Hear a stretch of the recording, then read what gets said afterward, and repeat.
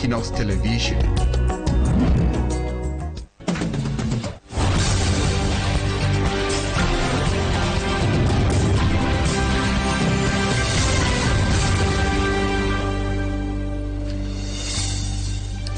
Good evening to all of you faithful viewers of Equinoxe Television, 6 p.m. in Douala. It's time for the news. Thank you so much for joining us tonight. Our major stories this evening: inhabitants of Yaoundé boo and shame the lady who reportedly urinated in a pot of a cock, a local delicacy from Cameroon, especially from the central region. She was picked up somewhere in Yaoundé, and her act, which has been described as despicable and disgusting, still gives nauseous feelings to everyone who comes across the video of her action. Yaoundé city dwellers, especially her clients who are now her victims, want the aucun vendor to be severely punished. We spoke with some of her victims, and details comes up right ahead. And also we will tell you of this shocking discovery of human skeletons discovered in a village called Sikum in Nigeria. The site was revealed by an escapee who was kidnapped and taken to the forest in Sikum, ready to be slaughtered by the kidnappers. Our reporters are just back on the field, and we'll be telling you more in this edition of the news on the macabre discovery in Sikum. And also in the second part of the news, viewers, we explain to you youth and women involvement in politics. Our guest tonight will be telling us more. Those are our major stories. Details when we come back.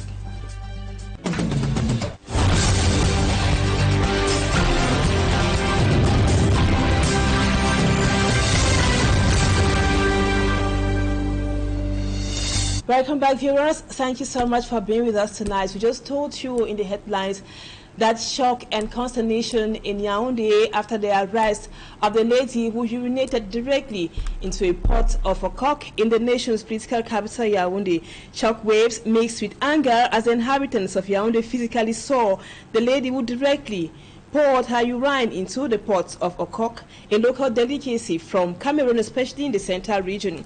Security forces finally got hold of her and her partner, who is also said to be an accomplice. Those who were her clients in her local joint still feel nauseous whenever they think of the disgusting act by the cock vendor in Vogadam. Her local restaurant was vandalized by furious neighbors and also those who ate in that restaurant. Her clients, who happens to be her victims, we told you in the headlines, want justice to be done as soon as possible. Security forces in Yaoundé have opened investigations, and the lady is still in police detention. Let's now listen to one of the security forces who were involved in the arrest operation in Yaoundé today. With the question of food poisoning and witchcraft practices that was perpetrated by one Madame Bala Christelle, and then the co-husband, Monsieur Bom Joseph, in Vogada. Actually, on the 7th, we discovered that on the social media they were like broadcasting situations how Vogada population wanted to put down one restaurant. During our findings, we discovered that there was an incident in that restaurant on the 7th of this month. So we continued with the investigation, finding out they said there was some food poisoning, and it was on the social media. All of us, we saw it. It was not a good image at all. And then on the 14th now, we had sent out most of our antennas, and we discovered the husband of this woman through most of our investigative means. The husband not wanting to tell us actually or to accept the incident, we continued with him until we finally discovered that they ran away from Yaoundé and was hiding somewhere in Vege, one of the subdivisions in the south. That's where she was finally caught. Actually, with what was passing on the social media, we saw images where she was urinating in one of the traditional dishes of Cameroon, the cock, which is the most vital, most important food items in Cameroon. And it was not a good image. So that is where she was caught. Yeah, actually she has been apprehended with the co-author, and the case will be forwarded to the State Council for prosecution. Now let's listen to one of her clients who was so furious about that disgusting act by the lady or the cock vendor in Yaoundé. The guy was a customer. I used to come and eat avocado, like I say. But the guy was so nice, so gentle. I always like to eat avocado because I do not want to, when I come, I like to eat in evening because I do not like to eat a thing that is heavy to sleep. I would like to eat that. But unfortunately, on Monday, I was in my house with my friend. We was trying to check our meeting. I had my neighbor call me and say, come and see where you people used to go and eat. I said, when I see the girl, I saw the way the girl was were pissing inside the pot. I was so angry. I said, why? Why? I came here, I saw neighbor people here breaking her place. I take the axe, I broke her thing too because I was angry with the girl. But I never eat cock. I never eat cock for the girl. I never eat cock. I always eat but avocado. But I don't know. Maybe money. In this life, you have to get what God gives to you. Don't try to go and stand running faster than a shadow. If you are running faster than a shadow, that is the example. That is the thing the girl is facing now. I hope the justice will take her place. Hopefully justice takes its course. Now we talk something else. The Lamido and Mayor of Mozogo in the Far North region have urged their people to be patient as he continues to put pressure on the government to enable their return to Moscota. His Majesty Burka Medjewa made the appeal as he visited his community that has been forced to migrate to Zamai because of the continuous attack on them by Boko Haram. Samadji can Gabriel with the details.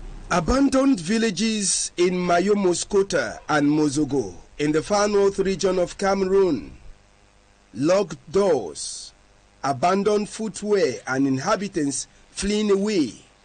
They run for the fear of the continuous attacks perpetrated by Boko Haram rebels. Their new settlement center is Zamai in Mokolo subdivision.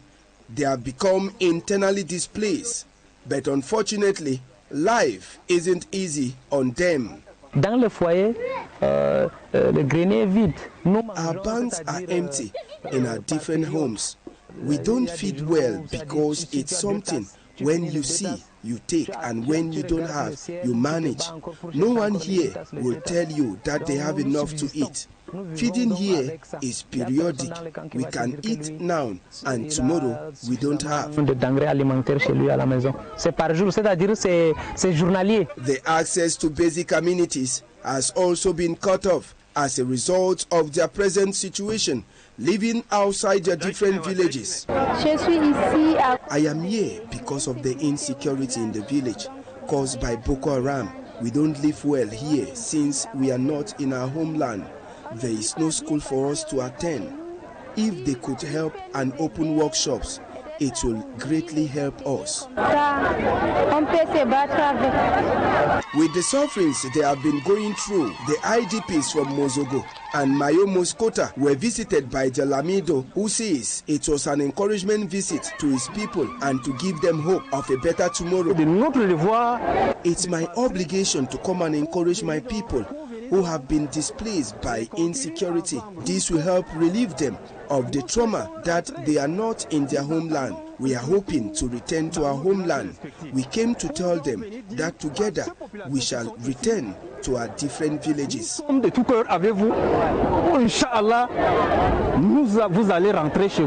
people are now hoping that with the visit of their Lamido, His Majesty Burka Medjewa, efforts will be reinforced for them to return to their homeland. The Minister of Public Health, Dr. Manauda Malachi, has criticized the poor state of infrastructure and the unhygienic condition of some health infrastructure in the Adamawa region, which, according to him, are detrimental to the health of patients. He made the observation during his surprise visit at the regional hospital in Gaundere. Also during that visit, Manauda Malachi launched a one-week free health campaign at the Meganga Medical Center. This is to enable patients who, as a result of poverty, cannot have access to health care. Lucy Liengu is here, tells us more. Inhabitants of most localities in the Adamawa region are struggling with serious health issues, including shortage of health centers. As a result, many are obliged to work for long distances in search of medical facilities. This is a case of Bebe Janet from Beka village, 70 kilometers from Menganga. She visits Menganga with her sick daughter to seek free consultation. In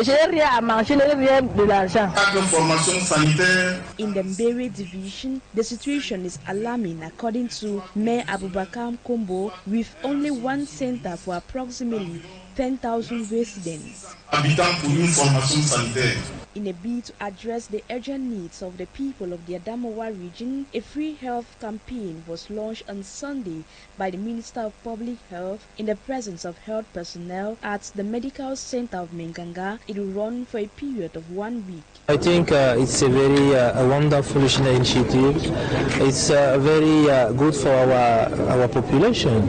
I'm going to show with my visit in the health facilities to know how they are functioning, what the health personnel is doing with the universal health coverage. We are going to attend this task, and we can ameliorate the indicator of health in our country. Received by the governor of the region, Kidadi Tagute Buka, Dr. Manauda Malashi made a surprise visit to the Ngaoundere Regional Hospital, where he was shocked to see the hospital environment in an unhygienic state.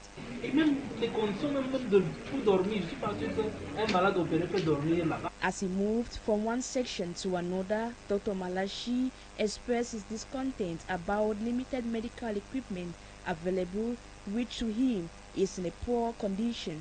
So we have to do it for the population of Adamawa. These are population that cannot pay for their health. The 1 week campaign in Menganga is expected to address the pathologies faced by the population. Now let's take you to Yaoundé, where some inhabitants in some villages in Yaoundé 3 subdivision are calling for the urgent intervention of the government. They decry an illegal expropriation of their lands by some individuals who, according to them, present fake land titles. Lucy Liengu is here, has the details in the report. This comes up next. Aggrieved natives of Mekumbu, Ntwesong, Nkodfon, Afaniyo in Yaoundé 3 subdivision central region denounced the illegal expropriation of their lands. There are imposters in this village trying to take over everything here. The land we are gathered here for was bought by my mother, but today certain individuals present themselves as rightful owners, presenting questionable land titles. I was shocked seeing the bulldozer and informed about a land title that we do not recognize. They further say the land titles acquired were presented fraudulently. The names and signatures on the document were forged with the conspiracy of some traditional leaders. His Majesty Christophe Mbala, the class chief from Ntwesong, has criticized the forceful eviction. He says, Dans la communauté, il y a des chefs, il y a des patriarches. In our community, there are some leaders who had created false birth certificates and civil status documents to obtain land titles in family domains. As a chief, I cannot permit this to happen under my command. Je ne peux pas accepter que ça se passe dans ma circonscription. Les gens viennent cogner les têtes des familles et... From Ahala, the same names appear. Honestly, we are fed up. This must stop. In a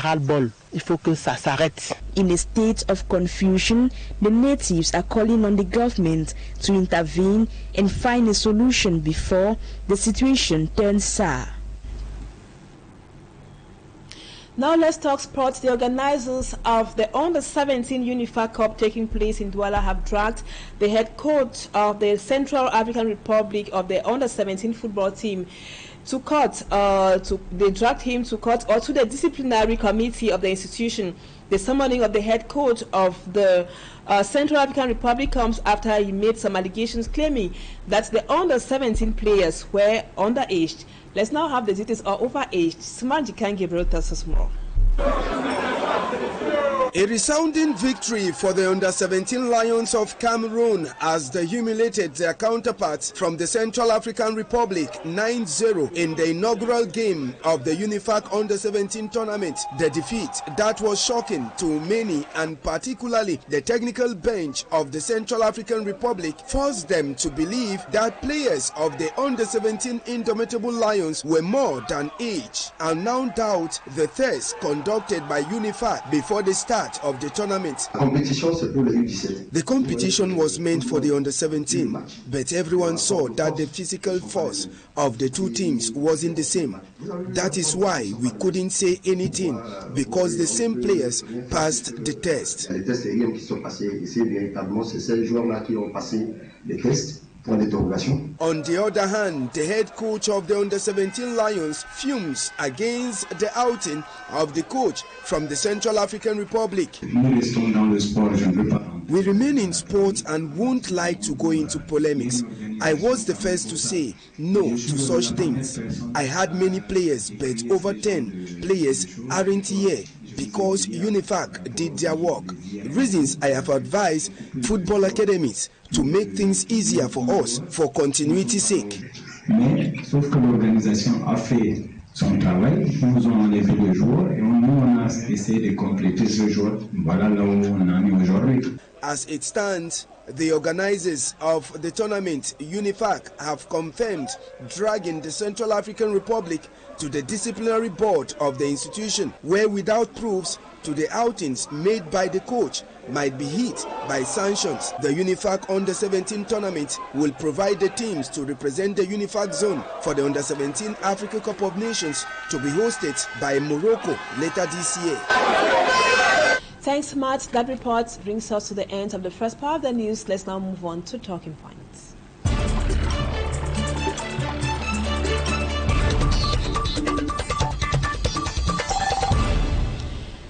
Welcome back, viewers. Tonight, our guest is Nancy SUIBOH NDI. She is a civil society actor. Thank you, Nancy, for accepting to be our guest tonight. You have been mobilizing the young people, especially women, to get involved in politics and also in the total electoral process. Now, when we talk about women and youth involvement in politics, what are we talking about? Thank you so much. It's an honor for me to be here to talk about the work that I do and the work that I'm passionate about. Women and young people play a very vital role and a crucial role when it comes to the democratic processes in Cameroon or in the nation, because we make out majority of the population, so we need to also participate actively participate in the affairs of the country. And when we're talking about elections, we are in an electoral year 2025. It is crucial that we pay attention, or we sensitize or we educate young people on this important role they play in the electoral processes. Now we are talking about voters registration. Are they even aware, or are they even aware that voters registration is also an active participation in governance? They are not, so we need to inform them at the various points or the various areas that their action is vital and crucial for the development of a society, of a country. Now, Nancy, we want to know why the accent or the focus on youths and women. Yeah, because I'm a youth and because I'm a woman. I feel like we have other women like myself, we have young people as myself that are wondering what they can do for the development of their country. So I felt like, yes, let's come up with an initiative that everybody will feel concerned. And that's how we came up with this tool initiative, which is Empowering Every Vote and My Vote, My Voice, where we are taking young persons and women throughout the electoral processes. So we are now at the phase of pre-elections, which is we are encouraging women and young people to go get their voters' cards, because that's the first power or the tool for civic responsibility. So we're also educating them on the importance of this act, because people still have this stereotype thinking, feeling like it does not count, or their vote does not count, or their voice does not count. No, we need to re-strategize, educating them about this importance, educating them about the importance of registering and also collecting their voters card, not just registering and leaving it there, but registering, collecting, and also voting on D-Day. So we are really taking them through this electoral processes and every vote count, making sure that we educate both the marginalized communities, everybody, not only women and girls or young persons, but everybody is involved in this process. Now let's talk about voter apathy in Cameroon. We have noticed that most youth and also women are not at all interested in the electoral process. Do you have some statistics on the timid voter apathy in the country? Sure, I think Alekam published some of this data. In a population of about 30 million Cameroonians, we just have 7.6 million that have actually registered. And among these, we have 2.5, if I am not mistaken, that are just young persons. And we know that Cameroon makes 60% of its population. And having just 2 million as young persons, both male and female, that are registered, the gap is wide. So that is more reason why we feel like we need to educate, because one of the issue or the challenges that came out through our various meetings we've had with stakeholders, we've met young women, we've met young persons to understand why they are not interested, why is there this lack of interest in elections, participating in this democratic processes. They feel like we don't have the information. They don't even want to. So we need to start changing the mindset of young Cameroonians and young women that it is our responsibility. It is not just for kind of persons or those that eat well or those that are a standard of living. So everybody is concerned, be it your class, be it your level of socials, everybody is concerned. So we need to have this conversation with them, and that's what we are doing so far, going to schools, talking with people, first-time voters, explain to them why they need to take this process serious so as to bridge this gap in voters' apathy and increase data by the next data that ELECAM will be publishing on voters' registration in Cameroon. Now, besides lack of information or adequate access to information, what are some of the reasons these women give you which are pulling them back from getting interested in politics?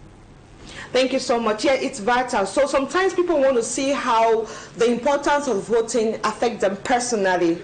Yeah, so we have to take time to explain, for example, to the market woman that the leaders you're voting will affect the policies in some way, because we are the one voting or putting in place or choosing our leaders. So our leaders are the ones sitting down to decide on how the matters of the country are going to be decided. So if we choose a leader, we are making sure that the leader is going to vote or is going to address issues that affect us personally. So that's the importance of you making sure that your voices are heard by choosing your leader. So we explain to this market woman that if we are encouraging you to go get your voter's card and vote on D-Day, it is because it is first your right, and first it's because you're choosing the leader that is going to choose policies that will affect you directly.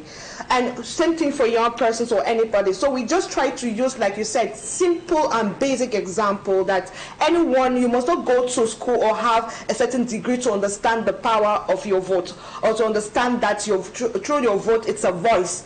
So we're just trying and using this kind of examples in our campaign to say every vote counts, meaning that be it a market woman, be a bike rider, be it a taxi man, your vote matters, your voice matters, because the person you vote, the leader you vote, is also going to affect how the policies that they will vote at the National Assembly will affect how you live your life. And also, are you, after voting, how can you hold them accountability? So it's just to tell them that we have a civic responsibility, not only voting, also making sure that we can both hold our leaders accountable when time comes. So it's very crucial that first step, have first your voter's card that will give you the power or the ability to vote for your leader. Then when you voted for your leader now, how can you hold them accountable? So it is everybody's business.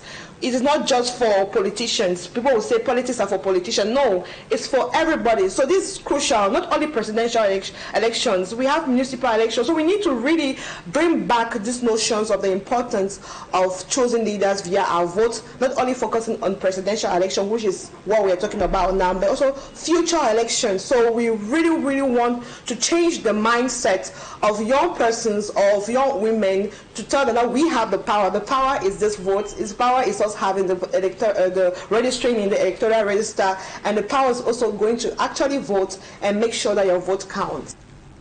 Exactly, Nancy. Now, we remember that Kawala once said everybody is involved in politics somehow, whether you want it or not. If you don't get involved, the policies are going to be decided by people you don't want, and it's going to affect your life positively or negatively. She explained by saying that even the woman in the market or in the house who goes to the market to buy seasoning cubes, that is politics, because the price of that cube has been decided by the policy makers, those who have been voted. Now, can you tell us practical lessons to give to these women and also the youth? So I don't want to say force, to push them to get involved in what is happening around them. Apart of the lack of information or lack of education, they feel like nothing will change. Actually, they feel like their vote will not bring the change that they want for personal or for their personal views based on what I've heard so far with the interactions I've had. They feel like it's same scenario, like we've participated, nothing has happened. So we are like, we don't want to do things like we've done it before. I don't know for them, but personally, we need to be intentional with what we want. And we need to come up with this fresh energy, this fresh thought about the whole thing. So if we want to see the change, we keep on going in for what we want. We keep on standing for what we want. So we keep on doing and exercising our right, our civic right. So we cannot base on previous experiences to say this experience is going to be the same. No, I cannot preach that. So what we do is tell them that we need to be intentional this time around. Maybe they were not intentional because they felt like the same result or whatever thing they might think. But now we are telling them that we need to be intentional about going to register actually, and also encouraging their loved ones to register if they're 20 years and above, and collect their voter's card and do things now with intention. This is a new era, this is a new, so everything is new. So let us see this as another opportunity to make our voices to be heard. So through this voters registration, and not focus on past experiences. The only way we can hold our leaders accountable is when we vote, or through our vote. And now, Nancy, before we part company, there is this initiative, My Vote, My Voice. What is it all about, and what do you intend to achieve at the end of it? Yes, My Vote, My Voice. We started this project since 2024, I think March, if I'm not mistaken, 2024, where the main aim of this My Vote, My Vote, My Vote, My Voice project is to mobilize young persons, people living with disabilities, artists, bloggers, journalists, everyone, to first of all start by educating them on the importance of the electoral circle, where we had experts, we had Elecam that trained the 100 young persons that we've trained so far. We had 50 in Yaoundé and 15 in Gaoundé. Our main objective is to go to the 10 regions and train young persons and persons living with disabilities on the electoral calendar, so for them to understand, and also how to communicate during these various phases, pre, post and during elections. So we also had experts of communications that I will shout out to Mr. Sad Terrence that also accompanied them, and other facilitators that would tell them, okay, during the electoral processes we have misinformation and disinformation during this period. So how you communicate, how you use social media, because we know a lot of young people are on social media. So we taught them how to use social media during this period, and also how to inform their loved ones about what is happening and to speak the truth. We also had training where we trained journalists on how to report during elections. I think this project was being funded by the British High Commission that I salute here today, that sponsored this initiative of training journalists. So we have a lot of work. So the main aim of the My Vote, My Voice, or Empowering Every Vote is to, first, we are encouraging Cameroonians to register. We are encouraging Cameroonians to go and collect their voters card, not just register and dump it there, but collect the voters card and vote on D-Day. Those are the three main focus of this initiative. First, register. Second, collect your voters card. And third, vote on Voters Day. And we are still working on another initiative where we are also training them to actually wait and count the votes. It's also a civic right. So it does not end at only voting, but making sure that your vote counts at the end of the day. Thank you so much, Nancy SUIBOH NDI. We need more voices like yours and hope to have you some other time. Voting registration is still going on, so go and register on the electoral registers, viewers. Thank you again, Nancy, for accepting to be our guest and talking point tonight. Viewers, thank you so much for being with us. That was what we put together for you on the news. And our programs continue. As we announced at the beginning of the news, our reporters are still on the field. That is at Sikum in a day where some skeletons were discovered in that village by some kidnappers. Some survivors were those who actually discovered or directed security forces to where all the kidnapping and the killings have been happening. Our reporters are on the field and we will be telling you more, all details, greater details of all what happened there in Sikum, not far away from a day that would be at 8 p.m. still on Equinoxe television. Thank you again for being with us. Equinoxe Forum comes up at 8 p.m. or at 7 p.m. and the news in the French language comes up at 8 p.m. Stay with us on Equinoxe television.